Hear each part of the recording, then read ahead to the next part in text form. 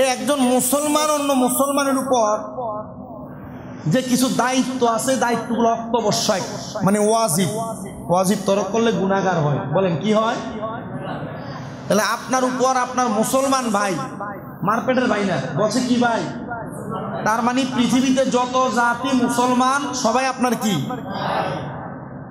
এই একজন মুসলমান অপর মুসলমানের দায়িত্ব, কর্তব্যগুলো, হকগুলো আদায় করা অন্য মুসলমানের উপর অত্যাবশ্যক, ওয়াজিব।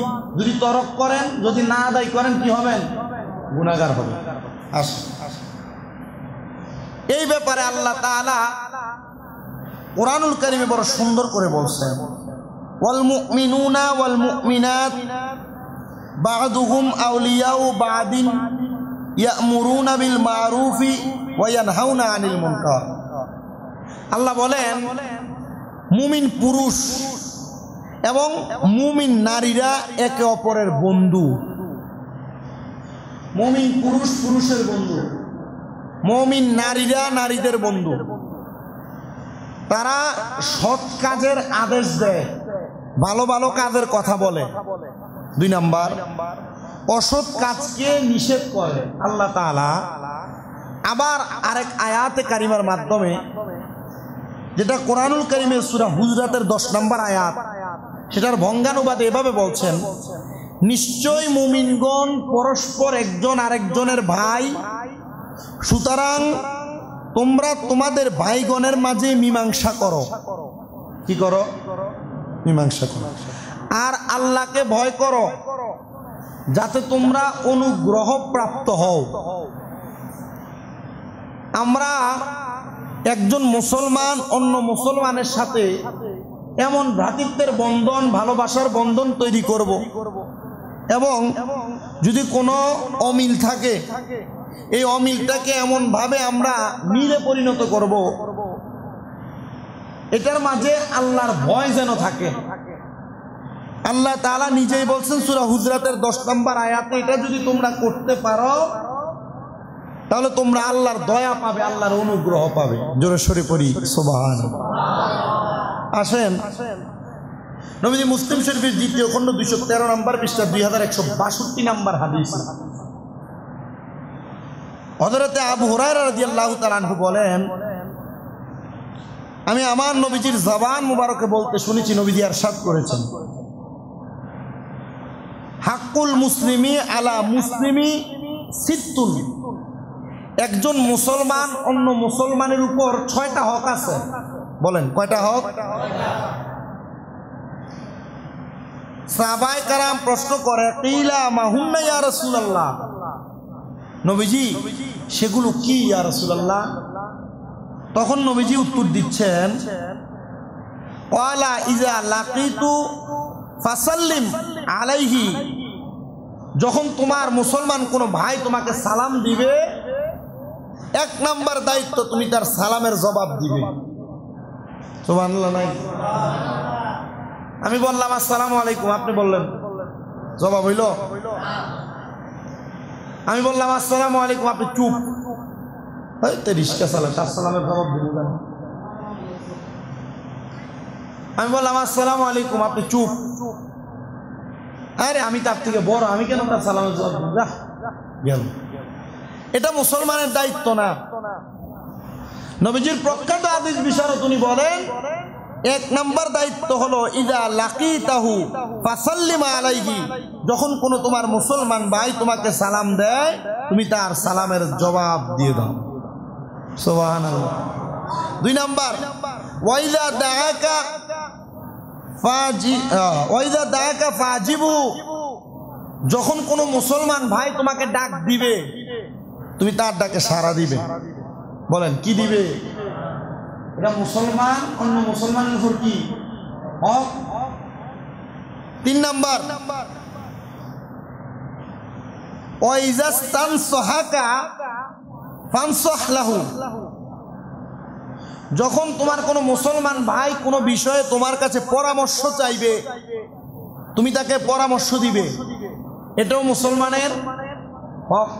কেউ যদি আপনার কাছে কোনো বিষয়ে পরামর্শ চায়, আপনি তাকে পরামর্শ দিবেন, এটা আপনার হক, দায়িত্ব। না আদায় করলে গুনাহগার হবেন পরামর্শ না দিলে। 4 নাম্বার ওয়াইযা আতাসা ফাহামিদাল্লাহ ফাশাম্মিতহু, এবং কোন মুসলমান যদি তোমার সামনে হাসি দেয়, তখন তুমি, সে যদি আলহামদুলিল্লাহ বলে, তুমি তার জবাব ইয়ারহামুকাল্লাহ বলে জবাব দিয়ে দাও। এটা মুসলমানের হক। আপনি চিন্তা করে দেখছেন, আপনি মুসলমান, আপনার পাশে দিয়ে কোনো মুসলমান ভাই যদি হাঁচি দিয়েও চলে যায়, তাহলে আপনার একটা হক আছে। কি আছে? হক আছে। নবীজি বলেন 5 নাম্বার ওয়াইদা মারিদা ফাউদহু, যখন কোনো মানুষ অসুস্থ হয়ে যায়, তোমার কোনো মুসলমান ভাই কি হয়ে যায়, নবীজি বলছেন তুমি তার সেবা করবা। কি করবা? তে অসুস্থ হয়েছে, মরক ভালোই, এটা মুসলমানের কাজ। নবীজি বলছেন যদি অসুস্থ হয়ে যায়, ওয়াইদা মারিদা ফাউদহু, তুমি তার সেবা করবা। সেবা সম্ভব না, দেখতে যাইবা, দেখতে যাইবা খালি হাতে না, কিছু একটা হাতে নিও। সম্ভব না, তার সামনে যে তার জন্য দোয়া করে দিয়ে আসো। সুবহানাল্লাহ নাই? আর আমাদের খাসিয়ত কি, মনে করেন কেউ অসুস্থ, দেখতামও গেছি, অসুস্থ হওয়ার পর আপনি, আরে তাজা একটা মানুষ কি হয়ে গেল তোর, এটা কই আফসোস লাগাই দেয়। কি কথা কন না কেন? রুগীরা আরো রুগী বানায় দেয়। কি মনে করেন অ্যাক্সিডেন্ট করছে, আরে কেমনে কি তাজা হয়ে গেল রে, এ আফসোস লাগাই দেয়। এটার ভুক্তভোগী আমি আজকে 1.5 মাস। আমি আমার আম্মার শিখিয়েও দিছি, অসুস্থ হওয়ার পর কেউ আইলে আমরা কোনো কথা কই না, চুপচাপ থাকেন। ওমা আইলে ক তোর 2টা ফুট, তোর এ বয়সে এটা হয়ে গেল, আজব মানুষ। আরে এ বয়সে এটা হয় নাই, আল্লাহ দিচ্ছে। কথা কয় না, আল্লাহ দিচ্ছে। তো এগুলা মুসলমানের দায়িত্ব নয়। যদি সম্ভব হয় সেবা করবা, যদি সম্ভব না হয়, যদি হয় যে দেখে আসবা কিছু নিয়া, যদি এটাও সম্ভব না হয় সামনে গিয়ে দোয়া করে দিবা। তা আমি ওই ডাক্তার দেখানোর পর ডাক্তারে কইলাম, উনি তো ভাঙ্গা পরে আমার আম্মা, অনেকে আইসে এসে কথা বলে, উনি ডাক্তার বলতেছে এগুলা করে মানুষ। তো যখন এমন আফসোসের কোনো কথা বলবো, তখন হ্যাঁ রে কইবা যে 2 দিন থাকেন, থাইকে সেবা করে। ডাক্তারে শিখিয়ে দিছে, কইতাম কেউ আফসোস লাগাই। আমাদের মুসলমানের যে হকগুলো আমরা সেগুলো আদায় করি না। মুসলমান ভাই অসুস্থ হয়ে গেছে, সম্ভব হলে একটু সেবা করে দিব। এটা যদি না সম্ভব হয় আমি কিছু নিয়ে দেখতে যাব, যদি না সম্ভব হয় একটু দোয়া করে দিব খাস করে। এটা মুসলমানের হক, আল্লাহ আদায় করার তৌফিক দান করুন। 6 নাম্বার ওয়াইদা মাতা ফাত্তাবিহু, যদি সে মৃত্যুবরণ করে তার জানাজায় যাবে, এটা তুমি মুসলমানের হক। কোথায় যাবে? কেন মাইকিং করা লাগবে কোন তো? কি মানুষ আসার লাইগা? মসজিদের মাইকে কেন বলতে হবে বলেন তো? মানুষ আসার জন্য? আরে না, আপনি মারা গেছেন, কোন মুসলমান ভাই একজন আরেকজনের মুখেও যদি শুনে, সে যদি মনে করে সে মুসলমান, আর আপনি ভাই হিসেবে তার হক ওয়াজিবটা আদায় করবে, মাইক দিয়ে তার দাওয়াত দেওয়া লাগবে না, সে এমনি আসবে। কথা ঠিক আছে না? এই 6টা হক। কয়টা হক? 1 নাম্বার দেখা হলে সালাম দিবে, 2 নাম্বার ডাক দিলে তার ডাকে সাড়া দিবে, 3 নাম্বার সে যদি কোনো পরামর্শ চায় পরামর্শ দিবে, 4 নাম্বার যদি হাসি দেয় হাসির জবাব দিবে, 5 নাম্বার অসুস্থ হলে সেবা করবে, দেখতে যাবে, দোয়া করবে, 6 নাম্বার সে মৃত্যুবরণ করলে তার জানাজা যাবে। নবীজির আরেকটা হাদিসে মুবারক আমি লক্ষ্য করলাম, যদি তোমরা মুসলমান হও, নবীজি আমার বলতেছেন ইয়াকুম ওয়াজ-যন্না ফাইন্না যন্না আকযাবুল হাদিস, তোমরা খারাপ ধারণা থেকে বেঁচে থাকো, গোপন দোষ অনুসন্ধান করবে না। নবীজি কেন বলে? খারাপ ধারণার মতো মিথ্যার কিছু নাই। আমি মুসলমান, আপনি মুসলমান, বৈশা রইলাম দৌলতপুরের দোকানে, কথা একটা কানে শুনলাম, দৌলতপুর থেকে বালুতুফা যায়, এইটার আমি বানাই আরেক রকম করে বললাম, একজনের ব্যাপারে খারাপ ধারণা করলাম, আমি দেখি নাই। আমি তার সম্পর্কে জানি না, কিন্তু তার ব্যাপারে কি মন্তব্য করলাম? খারাপ মন্তব্য করলাম। নবী বলে এটার মতো মিথ্যা আর কিছু নাই। তাহলে তোমরা কোন ধারণা থেকে বাইসে থাকো? খারাপ। বলে না কি ধারণা? আপনার স্ত্রী হোক, আপনার পরিবার হোক, আপনার বংশের কেউ হোক, এলাকার কেউ হোক, মুসলমান হোক, তার ব্যাপারে কোনো কিছু না জানার পর আপনি কোনো ধারণা করবেন না। ঠিক আছে না? আচ্ছা, মনে করেন আমাকে আপনি কখনো দেখলেন আমি আপনাদের ইমাম সাহেব, কিন্তু আমি এখন আপনাদের এখানে ইমামতি করি না। একদিন হঠাৎ করে আমার দেখলেন যে বালুতুবা দৌলতপুরের মাঝখানে যে রাস্তা আছে, রাস্তার পাশে আমি দাঁড়ায় দাঁড়ায় প্রস্তাব করতেছি। আমি আমারে দিয়ে উদাহরণ দিচ্ছি, দাঁড়ায় দাঁড়ায় কি করতেছি? আমি আপনার এখান থেকে মনে করেন ঝগড়া করে চলে গেলাম, তাহলে আপনারা জানেন ঝগড়া করে এটা বানানা মানুষ। এরপর আপনি আমার দেখলেন আমি কি করে প্রস্তাব করি, দাঁড়ায় প্রস্তাব করি। আপনি আইসে এখানে বললেন আরে দেখছি এই যে স্বামী রেজা দাঁড়ায় দাঁড়ায় প্রস্তাব করে দেখাইছি এখন, কিন্তু আমি দাঁড়ায় প্রস্তাব করি এটার কারণ হলো আমি বসতে পারি না, আমার পায়ে সমস্যা। আমি দাঁড়ায় প্রস্তাব করি এটার কারণ কি? বসতে পারি না, পায়ে সমস্যা। আপনি এই কইছেন আমি কেমনে প্রস্তাব করি? ওজোর আছে না আমার, আমার সমস্যা আছে না? আপনি তো এটা জানেন না। এই জন্য রাসূল বলছেন তার ওজোর, তার সমস্যা, তার বিষয় ব্যক্তি ধারণা নিজে অবলোকন না করে তার ব্যাপারে কোনো ধারণা করবা না, কারণ ধারণার মতো বড় মিথ্যা পৃথিবীতে আর কিছু না। তাহলে কাউকে ধারণা করে কোনো বাজে কথা, একটা খারাপ তার জানেন, দুইটা খারাপ তার বানে, আর এতে এমনই এইটা করতে পারে, ঠিক আছে, এমন ধারণা করে কিছু বলবেন, এটা মুসলমানের দায়িত্ব না। নবীজি বলেন তারপর তোমরা কোন মুসলমান ভাইয়ের পেছনে গোয়েন্দাগিরি করো না। এই যে আসছে রাসূল সাল্লাল্লাহু আলাইহি ওয়াসাল্লামের ঘোষণা দেখছেন, আমি ওয়ালা তাহাসসু ওয়ালা তাজাসসু ওয়ালা তানাফাসু ওয়ালা তাহাসাদু। এক নাম্বার, তোমরা তোমাদের মুসলমান ভাইয়ের পেছনে গোয়েন্দাগিরি করো না। একজন ভাই এদিকে গেছে, আচ্ছা যাই দেখি তো কিতা করে। একজন ভাই একটা কথা বলছে, আচ্ছা যাচাই করে দেখি তো তার কথাটা সত্য না মিথ্যা। নবী বলেন এগুলা তোমরা করো না। এরপরে নবীজি বলছেন তোমরা তোমাদের ভাইদের ওয়ালা তাজাসসু ওয়ালা তানাফাসু তানাফাসু, তোমরা তোমাদের ভাইদের গোপন দোষ সন্ধান করো না। আপনি শুনছেন আমার ব্যাপারে, শুনছেন, আমি আমাকে দিয়ে উদাহরণ দিচ্ছি বারবার। আপনি শুনতে পাইছেন যে শামীম রেজা চুরি করছে, সুর, জানার পর এটা আপনি জানছেন চকবাজার। আপনি এখন আমরা এলাকায় গেছেন কোনো কাজে, যে তলে তলে জিজ্ঞেস শুনছিলাম এই শামীম রেজা নাকি চোর। আপনি কথা বুঝতে পারছেন? বা শুনছিলাম এরা কি এটা করছে। রাসূল সাল্লাল্লাহু আলাইহি ওয়াসাল্লামের ঘোষণা ওয়ালা তানাফাসু, তোমরা তোমাদের কোন মুসলমান ভাইয়ের গোপন দোষ তালাশ করো না। গোপন দোষ আপনারা কোন তো আমরা কি আসলে এটার আমল করি না? এটা বেশি করে করি, কথা কন না কেন? আমরা বেশি করে করি না। এই জন্য নবীজি বলছেন গোপন দোষ তালাশ করো। এরপরে বলেন ওয়ালা তাহাসাদু, তোমরা একজন মুসলমান ভাই আর একজন মুসলমান ভাইয়ের হিংসা করো না। হিংসা করেনি এও মুসলমান আমিও মুসলমান, এলাকার সব মুসলমান।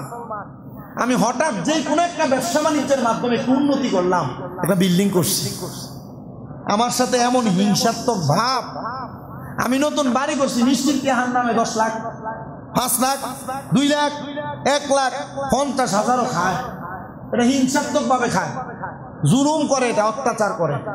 এই জন্য নবী বলছেন কি করো না, কথা কেন হিংসা করো না। বলেন কি করো না? আপনার পাশের মনে করুন অমুক বাড়ির একটা ছেলে এটা করে ফেলছেন, ভালো কাজ, নবীজি বলছেন তোমরা তোমাদের ভাইয়ের কোনো বিষয়ে হিংসা করবে না। তো একটা ছেলে করছে, আপনি বললেন অমুক এটা করে ফেলছে, অমুকের ছেলে করে ফেলছে, আমারটা করতে পারলো না, তো অমুকের ছেলে আপনার বাড়িতে আসছে, তার সাথে আপনি যা তা ব্যবহার করেন। এমন হিংসা করেন, এমন হিংসা করা যাবে, নবীজির ঘোষণা। এরপর ওয়ালা তাবাগাদু, তোমরা পরস্পর পিছনে লেগে থাকো না।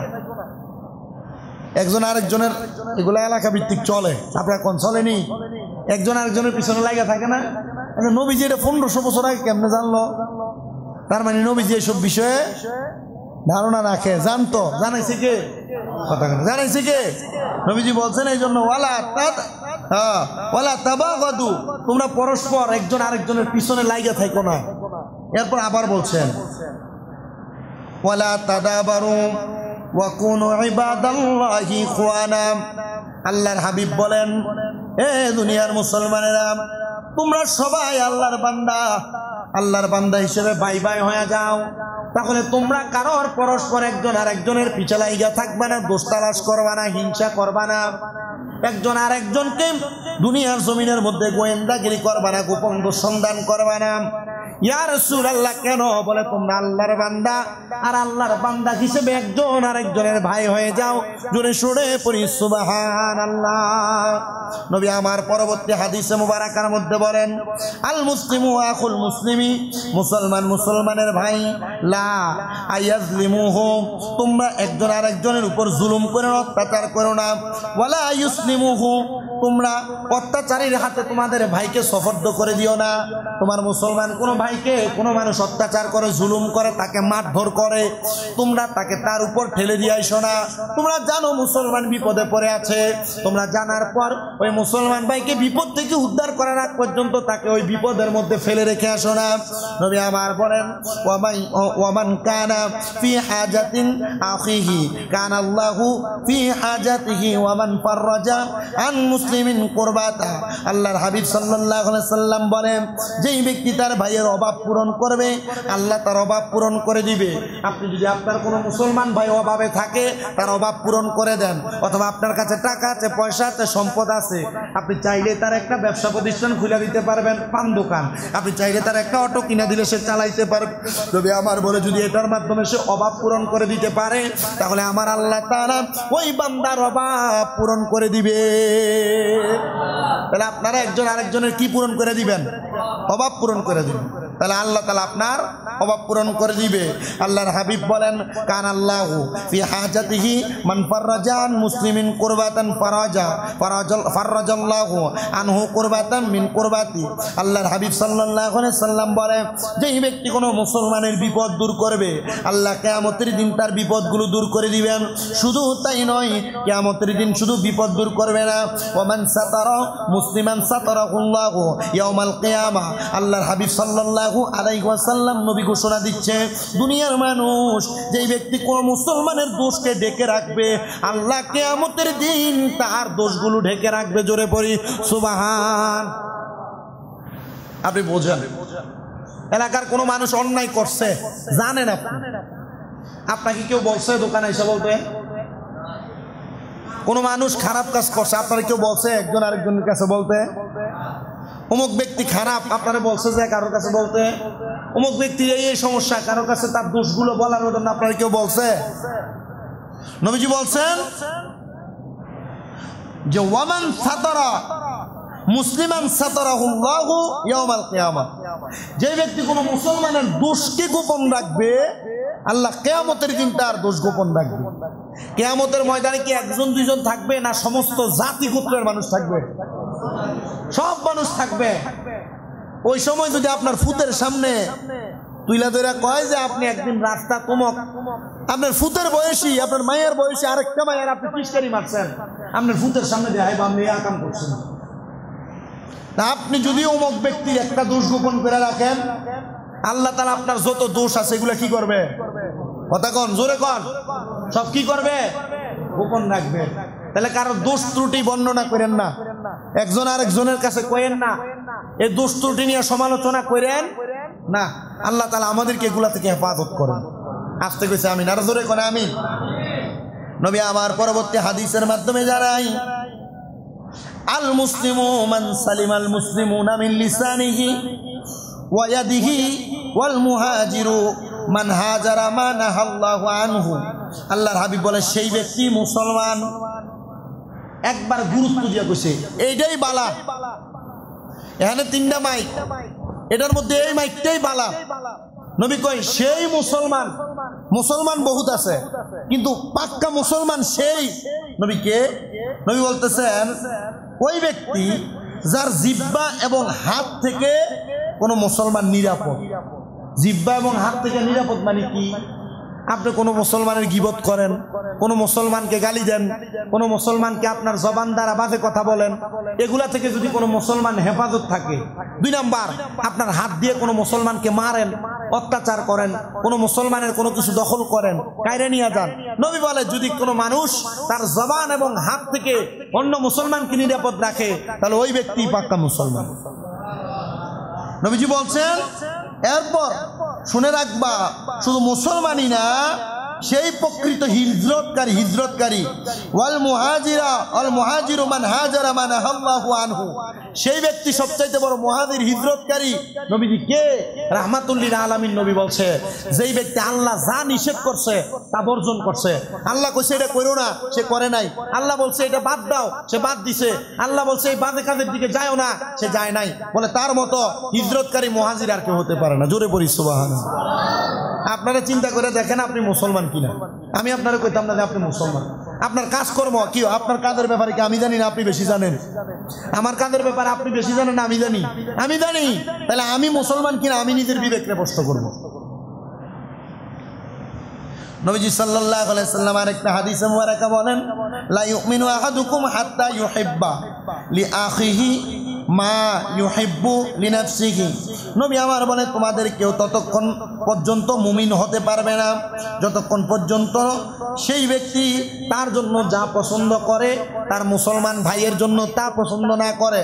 ওই যে এটা ঈদে যে আপনারা যে জাকাতের লুঙ্গি কাপড় দেয়, যে আপনি মাশাআল্লাহ দিলে 1100 টাকার 1200 টাকার 1000 টাকার লুঙ্গি পরেন, জাকাতের লুঙ্গির দাম 150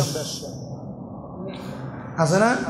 এই ব্যাপারে রাসূল সাল্লাল্লাহু আলাইহি ওয়াসাল্লাম বলছেন যে ওই ব্যক্তি ততক্ষণ মুসলমান না যতক্ষণ না সে নিজের জন্য যা পছন্দ করে তার ভাইয়ের জন্য পছন্দ করে। যদি সামর্থ্য নাই, মনে করেন আপনার আরেকজনকে দেওয়ার মতো সামর্থ্য নাই, কিন্তু আপনি একটা মুরগি কিনলেন নিজের লাগা, আরে আমি একটা মুরগি কিনে আজকে ভাত খামো, আমার যদি সামর্থ্য থাকতো আমি যদি আরেকটা মুসলমান গরিবরে যদি একটা মুরগি কিনে খাওয়াইতে পারতাম, এই আফসোসটা থাকে। ঠিক আছে নি? আল্লাহ আমাদেরকে কবুল করেন, আমিন কর। হাদিস শরীফগুলো বইলা শেষ করি। নবী সাল্লাল্লাহু আলাইহি ওয়াসাল্লাম বলছেন সকল মুসলমান একজন ব্যক্তির সমতুল্য। মনে করেন আমার চোখে ব্যথা, রাসূল সাল্লাল্লাহু আলাইহি ওয়াসাল্লাম উদাহরণ দিচ্ছে, যদি কোনো মানুষের চোখে সমস্যা হয়, চোখ অসুস্থ হয়ে যায়, তার পুরো শরীর অসুস্থ হয়ে যায়, তার পুরো শরীর অসুস্থ হয়ে যায়। রাসূল সাল্লাল্লাহু আলাইহি ওয়াসাল্লাম আবার বলছেন যদি কোনো মানুষের মাথা আক্রান্ত হয়ে যায়, মাথা, তাহলে আবার তার সমস্ত শরীর আক্রান্ত হয়ে যায়। তাহলে কি বুঝাইলেন নবীজি? বলে একজন মুমিন আর একজন মুমিন, শুধু ব্যক্তি না, একজন মুমিন আর একজন মুমিনের একটা অট্টালিকার সমতুল্য। একটা বাড়ি তৈরি করার পরে বাড়িকে রক্ষা করে রাখার জন্য যেটা দরকার সেটা কি? খুঁটি। খুঁটি যদি ভাঙা যায় বাড়ি নড়বড়ে, থাকবে কিনা সন্দেহ আছে। রাহমাতুল লিল আলামিন নবী বলছেন যে একজন মুমিন আর একজন মুমিনের জন্য কাল বুনিয়ানি ইয়াশুদ্দু বা'দুহু বা'দান, একজন ভাই অন্যজন ভাইয়ের জন্য অন্য কিছু নয়, একটা মজবুত কুঠির মতো, খুঁটির মতো। কেন নবী? সুম্মা সাব্বাকা বাইনা আসাবিহি, যখন এই কথা বলা হয়েছে একজন আরেকজন ভাই সাহাবায়ে কেরামের মাঝে এভাবে হাত দিয়ে ধরছেন, এভাবে নবীজির আঙ্গুল মুবারক অন্য সাহাবীর হাতে এভাবে ঢুকিয়ে দিলেন। যে কি বলে? এইভাবে আঙ্গুলগুলো দেওয়ার কারণে একজনের হাত থেকে আরেকজনকে টাইনা যেমন নেওয়া যাবে না, ঠিক একজন মুসলমান অন্য মুসলমানের মতো তোমরা এভাবে একজন আরেকজনকে পাকড়াও করে ধরে রাখো যেন তোমাদেরকে আলাদা করা না যায়। রাসূল সাল্লাল্লাহু আলাইহি সাল্লাম বলেন লা ইয়াহিল্লুল মুসলিমিন আন ইয়াহজুরা আখাহু ফাওকা সালাসাতি আইয়ামি ইয়ালতাকিয়ান। রাসূল সাল্লাল্লাহু আলাইহি সাল্লাম বলেন কোন মুসলমানের জন্য তার ভাইয়ের সঙ্গে 3 দিনের বেশি সম্পর্ক ছিন্ন করে থাকা বৈধ না, মানে জায়েজ না। ইয়া রাসূলুল্লাহ, কেন? রহমতের নবী বলে পথে যদি দুইজনের সঙ্গে সাক্ষাৎ হয়ে যায়, দেখা হয়ে যায়, একজন একদিকে অন্যজন অপর দিকে মুখ ফিরানো, এই দুইজনের মাঝে যেই ব্যক্তি প্রথম একজন আর একজনকে সালাম প্রদান করবে তার মতো উত্তম আর কেউ হতে পারে না। আপনার সঙ্গে আপনার ভাইয়ের সঙ্গে ঝগড়া দ্বন্দ্ব, একজন মুসলমান অন্য মুসলমানের সঙ্গে ঝগড়া দ্বন্দ্ব, 3 দিন আপনার সঙ্গে রাগ থাকবে, কিন্তু 3 দিনের মধ্যে যখন আপনারা দুইজন একজন আরেকজনের সামনাসামনি হয়ে যাবেন, নবী বলেন যেই ব্যক্তি প্রথম সালাম দিবে সেই ব্যক্তি হলো সেই জায়গার মধ্যে সর্বোত্তম মানুষ। জোরে পড়ি সুবহানাল্লাহ। হযরত নুমান ইবনে বশির রাদিয়াল্লাহু তাআলা আনহু বলেন, মুমিনগণের উদাহরণ হলো একজন আরেকজনকে ভালোবাসবে। 2 নাম্বার উদাহরণ হলো একজন আরেকজনের জন্য দয়াদ্রতা দেখাবে, ভালোবাসবে, দয়া দেখাবে। যদি কোনো মুমিন ভাই বিপদে পড়ে, অভাবে পড়ে, টেনশনে পড়ে, খানা পেনার অভাবে পড়ে যায়, একজন মুসলমান তার প্রতি দয়া দেখে তার খানার ব্যবস্থা করবে। রহমতের নবী বলেন শুধু তাই নয়, আরেকটা হলো সহানুভূতি। একজন আরেকজনের মানব দেহের মতো, মুসলমানের মানব দেহের মতো। একটা পেট আর পিঠ যেমন একজন মুসলমান অন্য মুসলমান তেমন। নবীজি কেন এই কথা বললেন? বলে পেট থেকে পিঠ যদি আলাদা করা হয় মানুষ যেমন ভাবে বাঁচবে না, পিঠ থেকে পেট যেমন ভাবে আলাদা করলে মানুষ বাঁচবে না, ঠিক এমন ভাবে একজন মুসলমান অন্য মুসলমানের পেট এবং পিঠের মতো। তোমরা একজন আরেকজনকে আলাদা করবে না। যদি তোমরা এটা না করো তাহলে আল্লাহ তাআলা তোমাদেরকে অসংখ্য বরকত দান করবে। এই জন্য আমার নবীজি হাদিসে মুবারাকার মাধ্যমে ঘোষণা দেয় যে দুনিয়ার মানুষের দলেরা মনে রাখো মুসলমান বিপদ থেকে উদ্ধার হয়ে যায়। আপনি মুসলমান মানুষ, আরেকজন মুসলমানের প্রতি এমনভাবে সহানুভূতিশীল হবেন যেন আপনার সহানুভূতির কারণে সেই ব্যক্তি বিপদ থেকে উদ্ধার হয়। তাহলে আমরা মুসলমান হিসাবে সর্বপ্রথম 6টা কাজ বেশি বেশি করব। সালামের জবাব দিব, একজন আমাকে ডাক দিলে তার ডাকে সাড়া দিব। 2 নাম্বার সে যদি পরামর্শ, 3 নাম্বার পরামর্শ চাইলে পরামর্শ দিব। 4 নাম্বার হাসির জবাব দিয়ে দিব। 5 নাম্বার সে যদি অসুস্থ হয় তাকে আমরা সেবা করব। 6 নাম্বার সে মারা গেলে তার জানাজার নামাজে আমরা উপস্থিত হব। এর মধ্যে যে কাজগুলা করা দরকার, দোষ তালাশ করব না, হিংসা করব না, একজন আরেকজনের পিছে লেগে থাকবো না, একজন আরেকজনকে হিংসা করব না। তাহলে আল্লাহ তাআলা মুসলমানের হকগুলো আদায় করার তৌফিক দান করুন। জোরে পড়েন আমিন। এগুলা করবো তো ইনশাল্লাহ। দোষ তালাশ করব না, হিংসা করব না, পেছনে কথা বলবো না, বাঁধে ধারণা করব না। আল্লাহ এগুলো থেকে আমাদেরকে হেফাজত করুন। ওয়াকিল দাওয়ানা আলহামদুলিল্লাহি রাব্বিল আলামিন। মা আসসালাম। আসসালামু আলাইকুম ওয়া রাহমাতুল্লাহি মিনাশ শাইতানির রাজীম। বিসমিল্লাহির রহমানির রহিম। ইন্নাল্লাহা ওয়া মালাইকাতাহু ইউসাল্লুনা আলান নবী ইয়া আইয়ুহাল্লাযীনা আমানু সাল্লু আলাইহি ওয়া সাল্লিমু তাসলিমা।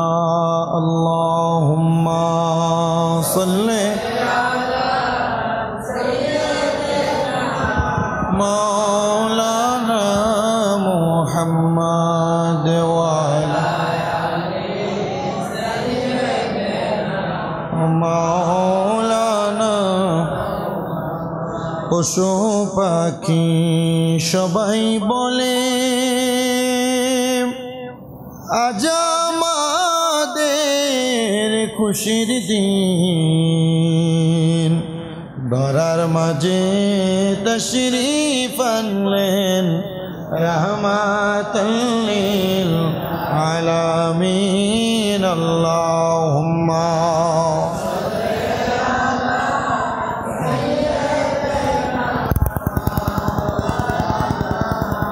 মুহাম্মদ ওয়া আলা আলি সাইয়্যিদিনা। ওগো নবী নূর নবী দেখা দেন কেবার, দেখিতে সেই নূরের সুরত ডাকিবারে বার।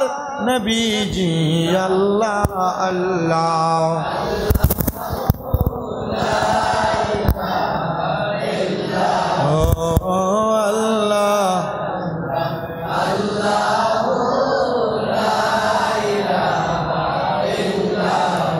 দেখা দিয়া শান্তি কর নবী আমাদের জীবন।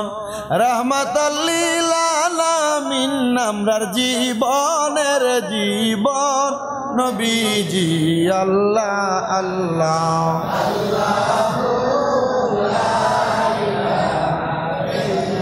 ও আল্লাহ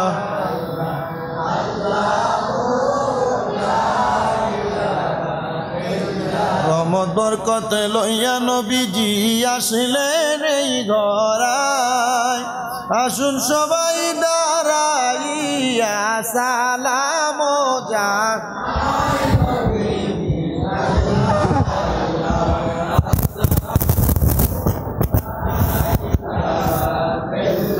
ইয়া নবী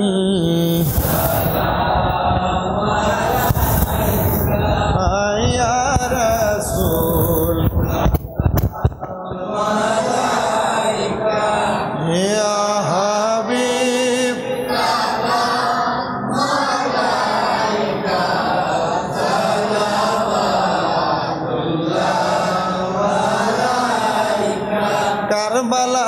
কারবালায় শহীদ হবে জেনে সফরদ করেন যিনি আপন নাতিকে সালাম জানাই ওই নবীজিকে আমরা সকল উম্মত মিলে ইয়া নবী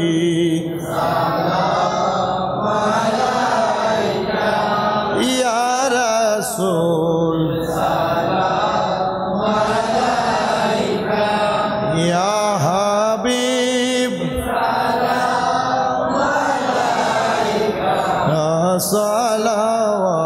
সালাওয়াতুল্লাহ নবীজি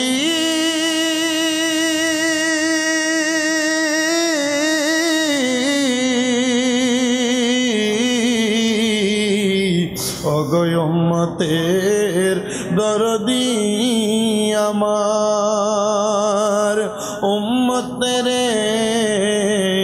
পাগল বানাইয়া রইলেন গো রওজায় ঘুমাইয়া দেখা দেন একবারের লাইগা দেখিব নয় ভরিয়া ইয়া নবী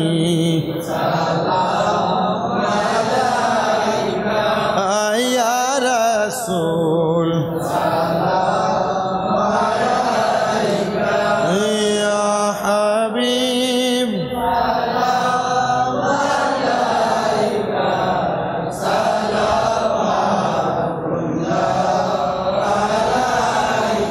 শুহাদায়ে কারবালা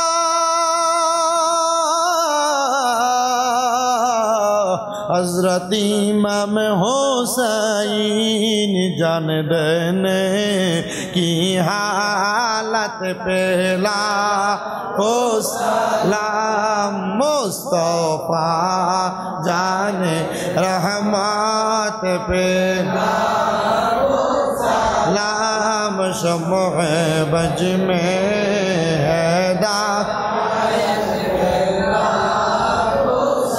या पाक पंजातन लाख सलाम या पाक पंजातन या हसन शाह हुसैन लाख सलाम या हसन शाह हुसैन करबाला हर कुर्बानी शरण प्राण मोरे बलगल उला बिकवालिही कसरत हसनत जमिया الصالحين صلوا عليه وآله صلوا يا كعبا صلوا على صدر الأمين مصطفى ما جاء رحمة للعالمين آمين اللهم آمين الحمد لله رب العالمين الصلاة والسلام على رسوله الكريم ربنا ظلمنا أنفسنا وإن لم تغفر لنا وترحمنا لنكونن من الخاسرين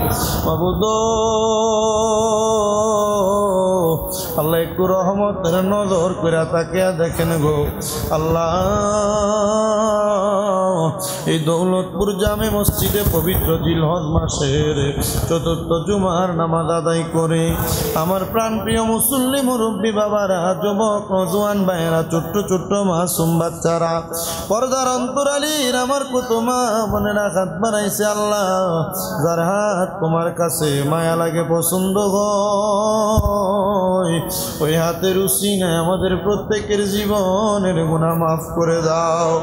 আল্লাহ, আজকে আমাদের মুনাজাতের হাদিয়া সোনার মদিনায় সবুজ গম্বুজের নিচে সোনালী রওজা মুবারক আমার নবীজির দরবারে কবুল করো। বাবা আদম আলাইহিস সালাতু ওয়াস সালাম থেকে আদমের মুনাজাত পর্যন্ত যত নবী রাসূল সাহাবায়ে কেরাম তাবিন তাবে তাবিন খোলাফায়ে রাশিদিন সলফে সালিহিন নুজাবা নুকাবা আব্দালা খিয়া সহ আউলিয়া কেরাম সহ আল্লাহ, একজন মুমিন মুসলমান এক যারা পরিমাণ ঈমান নিয়ে অন্ধকার কবরে থাকলে আল্লাহ তাদের কবরটাকে জান্নাতের বাগান বানিয়ে দাও। ও আল্লাহ, জুমার নামাজের বয়ানে আমরা যা শ্রবণ করেছি তার উপর আমল করার তৌফিক দাও। আল্লাহ, এখানে অনেকে হাত বাড়াইছেন যাদের জগতের মধ্যে মা নাই, এখানে অনেকে হাত বাড়াইছে যাদের জগতের মধ্যে বাবা নাই। আল্লাহ, অনেক এতিম আছে, মাও নাই, বাবাও নাই। আল্লাহ, দুনিয়ার জমিনের মধ্যে একবারে সর্বহারা। আল্লাহ, তাদের আম্মায় আব্বার কবরে আর আযাব দিও, তাদের আম্মায় আব্বার কবরে আর আযাব দিও। আল্লাহ, রাজীব মিয়ার বাবার জন্য দোয়া চাইছে। আল্লাহ, এমন দিনে তার আব্বাজান দুনিয়া থেকে বিদায় হয়ে গেছে রে। আল্লাহ, রাজীব মিয়ার আব্বার কবর নাজাতের ফয়সালা করো। ও দয়াল, আরেকটা মেয়ে মুস্কান জান্নাত আরোহী তার নাম নির্ধারণ করা হয়েছে। আল্লাহ, মুস্কান জান্নাত আরোহীরে তুমি কবুল মঞ্জুর করে নাও। আল্লাহ, মুস্কান জান্নাতের হায়াতে জিন্দিগিতে আল্লাহ সুস্থতার জিন্দিগি দান করো। আল্লাহ, তার আম্মারে পরিপূর্ণ সুস্থতার নেয়ামত দিয়ে তার পরিবারকে ধৈর্য ধরার তৌফিক দান করো।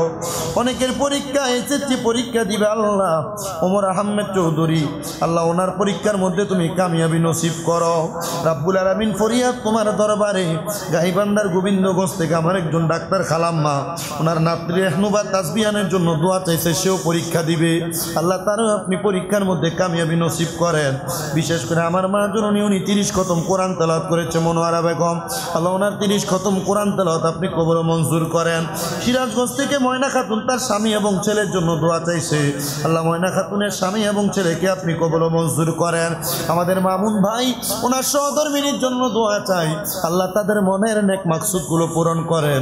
রাব্বুল আলামিন যে উদ্দেশ্য করে স্বামী স্ত্রীর জন্য দোয়া চায়, আল্লাহ তাদের মনের নেক নেক আশাগুলো পূরণ করেন। আমার আব্বা যেন দোয়া চাইছে, ওনার মনের নেক বাসনাগুলো পূরণ করেন। ইব্রাহিম তার খালাম্মার জন্য দোয়া চাইছে, আজকে পরীক্ষা দিতেছে, তার খালাম্মাকে কামিয়াবি নসিব করেন। এমনভাবে যারা যারা দোয়া চায় প্রত্যেকের খাস দোয়াগুলো কবুল মঞ্জুর করেন। অনেক প্রবাসী ভাইরা বিদেশ থেকে দোয়া চায়, বাড়িঘরের অনেক মা বোনেরা দোয়া চায়। আমার মা বোনদেরকে আপনি কবুল মঞ্জুর করে নেন।